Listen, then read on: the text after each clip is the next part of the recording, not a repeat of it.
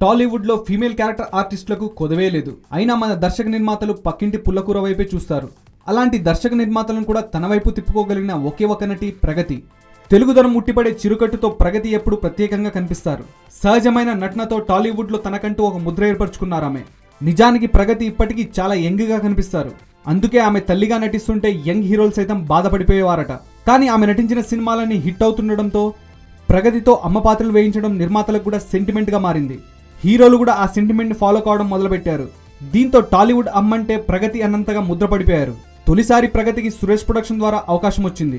ఆ సినిమాలో ఆర్తి అగర్వాల్ కి తల్లిగా నటించాలని కోరినప్పుడు ప్రగతికి మతిపోయిందట. ఎందుకంటే అప్పటికే ప్రగతి నటిస్తున్న సీరియల్స్ లో ఆమెకు తల్లిగా శ్రీవిద్య నటిస్తున్నారు. చివరకు శ్రీవిద్య నచ్చజెప్పడంతో బలవంతంగా అమ్మ పాత్రలు చేయడం మొదలుపెట్టింది ప్రగతి. ఆ తర్వాత ఎంతో మంది స్టార్ హీరో హీరోయిన్లకు ప్రగతి అమ్మగా నటించింది. కానీ ఒక సీనియర్ హీరోకి అమ్మగా చేయాల్సి వచ్చినప్పుడు మాత్రం ఆమె చాలా బాధపడిపోయిందట. ఆ హీరో ఎవరో కాదు, అది ఢమరుకం సినిమా అని రివీల్ చేసింది. మొదటిసారి ఢమరుకం మూవీ షూటింగ్ కు వెళ్ళగానే ఒక సీనియర్ హీరోకి తాను తల్లిగా నటించబోతున్న విషయం ప్రగతికి తెలియదట. మీరు ఇంత యంగ్ గా ఉన్నారు, తల్లిగా నటించడం ఏంటి అని అనుష్క కూడా బాధపడిందట. కానీ ఆర్టిస్ట్ అన్నాక ఎలాంటి పాత్రలైనా పోషించాల్సిందే అని ఆ సీనియర్ హీరోకి తల్లిగా నటించారని అంటోంది ప్రగతి.